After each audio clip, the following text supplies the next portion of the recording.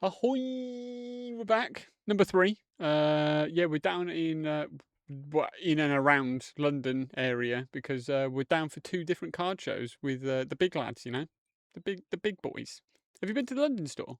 So we're actually in the car right now on the way to the first card show of the weekend. We've got Big Room Run. I thought you just called me Big Moo. Big Moo. Got Big Moo. Got Big Moo. I have got Big Moo in the pocket. Got Big Moo. So we're going to go see what we can find. Hopefully there'll be plenty of One Piece, but this is a weird show because this one is an evening one with drinks, supposedly, and music as well, so whether there's some sort of dance floor or something there. Who knows? We're about to find out. I'll video it, see what's going on. Have a good time. Hopefully we'll make bad decisions because we're too busy drinking, right? This is the way. This is the way. Catch you in a bit. So yeah, as you can see, we got inside and it looks like a normal card show, but what you don't hear is this. So yeah, it is. It's pretty loud. It's louder than it even sounds through the video. To be honest, it was booming out, but yeah, there were still bits of One Piece. It was a good time. We got there and looked through the One Piece that they had. The guy, the stand that we were at there, you just seen in the last clip. They were swell guys, and there was plenty there. To be honest, just not as much as we want. We want more. But yeah, that stand was at the back there, but there was plenty of bits and pieces other than just Pokemon this time. There was still obviously an abundance of Pokemon, but there was a One Piece stand that was selling packs, pretty much it. But we actually sold them out by the night. It kind of escalated from we'll buy one. But if you're buying one, I'll buy one. But then if you buy that one, I'm going to buy another one. So therefore, if I buy one, that it just escalated to the point of we actually sold them out in the end. We got to the end of the day, or that evening, should we say. And we were like, should we go and check them out real quick? Went back over to them and completely sold out. There was literally 2 packs left. They picked them 2 up, anticipating on buying more. And they were like, oh, that's literally everything. You guys have, you've cleaned us out. So yeah, we certainly bought plenty that day. Well, about halfway through the day when we were walking around, we took a bit of a break, and as you can see there, we took a seat, and that was actually directly in front of the DJ, and we just ripped packs like you wouldn't believe. But the reason we were also there as the group is obviously they're all down towards London Way ish, and obviously I'm absolutely miles away from them. But we brought all of our binders there, so they'd be like, oh well, you've got that card, sick. We already had that, like everyone had the exact same idea of, well, if we've all got these cards that we don't necessarily even want, but then if we all bring our binders there, then we've probably all got cards that we want amongst each other. So yeah, we did a bit of trades and whatnot. And there's the one guy at the back there, he's actually collecting just a certain art style. So we had a few of those and whatnot. It was just a good evening. Had a bit of a chill and just then we walked around a bit more after that. But it was a good little show. It was good. Right, so we're outside. We have been here for a few hours at this point in time.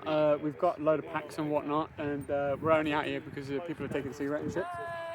But yeah, we've got other packs. So it is actually like a card show that's got drinks and shit. There's music playing in there, which I'm sure I won't play the music because it'll be too fucking loud. But it is fucking loud. We've got drinks and shit, and it's weird. Yeah. To be fair, it's something they tried to meld, but not actually melded because the DJ in there looks fucking bored. Like, and I'm talking like bored. Like that man looks like I'm done. But nevertheless, it is what it is. Like, obviously, I managed to sell some shit, just a couple of pieces.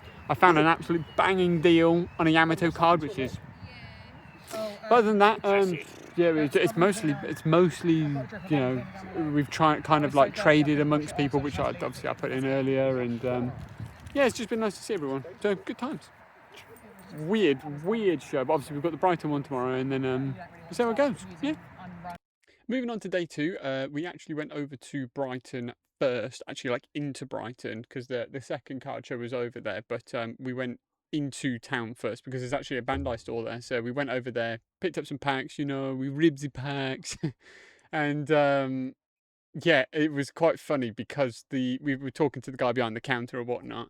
And because we were talking about Emu and whatnot, because that was some of the sleeves I actually picked up was the eye, a bit like that card. It was like the sleeves with that, which were pretty cool. So we were talking to him about it and whatnot, and then the guy behind the counter, you could tell he knew some, but he was more a person who was just talking about One Piece because he turned around and went, "Yeah, big Imu," and we were like, like he didn't say emu, it was imu, and we were like, wait, who are you on about? But yeah, it was quite funny. But we picked up some packs. Just pretty much all we did, and then we headed straight over to the card show, which was it was good. But as you see now, yeah, it was just a normal card show. You know, we turned up, did what we needed to do, and we're looking around and whatnot. To be fair, there was one particular stall there. There was a couple of good ones, but one particular one who he had actually gone through exactly the same story that I did, way more hardcore, like way more hardcore, because he was actually one of the stands there. But you know, was a Yu-Gi-Oh player pretty much all of his life. Then obviously just Konami stuff, and without going into detail, and then he moved on to One Piece because it was a good place to be. And yeah, he actually sells loads of it. He has got some insane cards. But we were looking at what he's got there and whatnot, and we bought plenty from it. We kept going back to that same binder because it was just cards that most people didn't have, in a sense. Like we just simply hadn't seen them anywhere. And it was literally one of those few people that I bought Bird Boy. I managed to actually get a Bird Boy because he was the only person that we found who actually had it, which is just insane. But yeah, again, not just that one particular card. That was just an example, but he just had some really, really. I'm gonna go with niche, to be honest, because they were still sick, like really good rarity, but they were just different, you know. And that's what it was really, really cool to see, to be honest. Just different things, not just like we have mangas, we have these rares, and it's just that.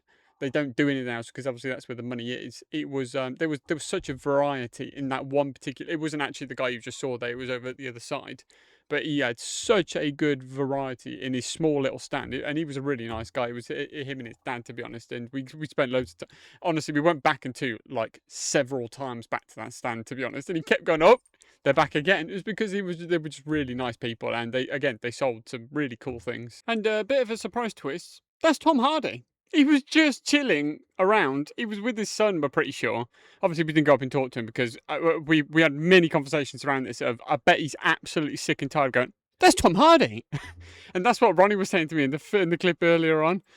So he was going up to each stand, and as soon as he'd moved away from that stand, he was just out. Then he was the guy in the like teal, like aqua, whatever you want to call it, t-shirt. And as soon as he'd left that stand, that pink top person he was talking to, and the guy behind the stand was like, that was Tom Hardy. Every time he went somewhere, he was, oh my god, that's Tom Hardy. So obviously we're gonna go talk to him, but it absolutely was, and it was crazy. He was just chilling. He had his head down or whatnot constantly again because he didn't want to be disturbed, which is completely understandable. But yeah, mental to just see him chilling around, you know, doing Pokemon stuff with his son, and he was doing some trades here and there. But yeah, it was one weird thing was, and it was incredibly cringe, is the guy that we are talking to right there behind the stand. He then went up to him after he realised who it was, and it was the guy with the black t-shirt from that stand. As he was walking past him, he was like, "Oh shit, that's Tom Hardy." But then he did the cringe thing of he walked over to him, grabbed him, was like, "Oh yeah, do you want to come and look at my stand over here? You know, come over to my stand," which is just stupid because he's doing his own thing. He did, in all fairness to him, he must have been a nice enough person about it because he did go over to his stand afterwards, and it did look like he was doing loads of trades and whatnot. So maybe he knew what he was looking for or something. I have no idea, but it was just cringe that he was like, "Oh well, if that's Tom Hardy, he can come and spend money with me." Because there was a guy over so where we were there, you had one row which is we were like the entrance side. I'm gonna go with. Then you had the row in the middle, and then a row at the back, and then there were people down the sides. But on the second row, first row, should I say, second row, whatever it is, there was a guy on that side who was he was there for over half an hour negotiating with the people that were there with a One Piece card that was like a 10k slab, and he was there for absolutely ages. I mean, you would, I suppose, if you were negotiating money at that sort of cost. But that's every card show. What people don't realize is there are people walking around with like literally, I was going to say like dramatically, but it's not even dramatic, like because it's normal for a card show. Wads of cash, so large that I probably couldn't even comprehend how much is there to buy stuff. That's just the way it is at every card show.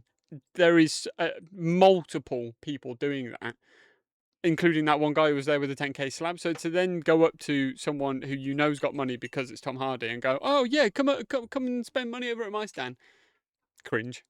Just cringe. Let him do what he does. He's obviously got a cap on for that reason. You know, he's trying to to have a good day with his son. So it was just cringe.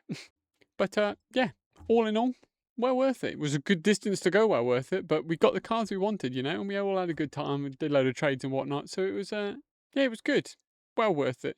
And all in all, I did 548 miles in one weekend. Ouch. I am back home. Yeah, the card show was good. It was good. It was a normal card show, really. There wasn't a mass amount of one piece. As you saw, Tom Hardy was there. That was just crazy, absolutely crazy. I mean, we didn't really like, you know, we didn't go over to him and say, because we had many conversations about it actually, of like, I bet he must be annoyed by just people just going up to him being like, oh my God, you're here and whatnot. And, you know, like he's out there to be with his son, which is who he was with, you know, to be like any other normal person. So for us to then go up, oh my God, it's Tom Hardy, it would be just annoying.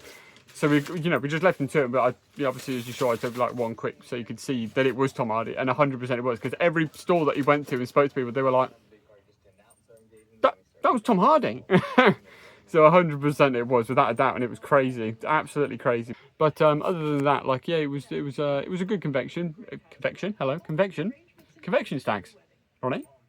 It was yeah, it was a good little one. It was, to be honest, it was regular one. Like, we picked up some packs, not many of them. I picked up a few cards. I finally found the one card that I needed.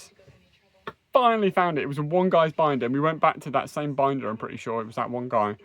Like, so I was about to say 3 times, but it was more than that. We went back to that binder time and time again because it was a sick binder. It wasn't just normal bits or any like cool bits. It was just stuff you don't generally see, and it was just like, this is cool actually. Like, we looked at a couple of others, and there was one guy who really didn't know what he was doing. Like, he was just started collecting himself, and he was watching it, and he was kind of like, yeah, you know, you're no better than I will. And I was like, yeah, no, that's absolutely fair. But he had loads of cards, and we went through like every binder and whatnot, and they were cool, but they were normal binders, if you know what I mean. They were still cool cards in it, but ones that aren't unusual, whereas that binder just had like, shit, I've literally not seen that card before. I didn't even know it existed type binder, but it was still like a secret rare or something. It was really, really cool to see, to be honest with you. Oh, yep, just knocking stuff off. Thank you very much, Lucy. His tail's just caught. Doofus, just knocking stuff off. So yeah, that one stall, really cool. And they were really nice guys as well. Like, we were talking to them, and it turns out that guy behind the stand, so there was a father and a son, like they were like, I mean, the son was probably older than I was, to be honest with you, but that son said he was he used to play Yu-Gi-Oh just like me for years, and then eventually moved over to One Piece. Like, he still does a bit of Yu-Gi-Oh by the sounds of it, just like he was just like, One Piece is just a better game, and I was like, you're right. So yeah, it was good, but I've got home, I'm losing my mind at this point because I've done like 5 hours of driving now, because it was an hour and a half from Bronny's down to the convention. Then obviously when we're done, it was an hour and a half back up, drop him off. I literally just went to the toilet quick and then came all the way back. So total, because I clocked it at the beginning, 540 miles in one weekend. So I'm knackered, let me tell you. But it was good, well worth it, and obviously good people around all the time, you know, so it was good. All in all, well worth it. Thanks for watching, and I'll catch you in the next one. You're going to say bye, Mrs. Zora? Come here then. Up you come. Bye to you as well then. Come here. Come on, up, up. There he is. Say bye. Bye. Bye, bye.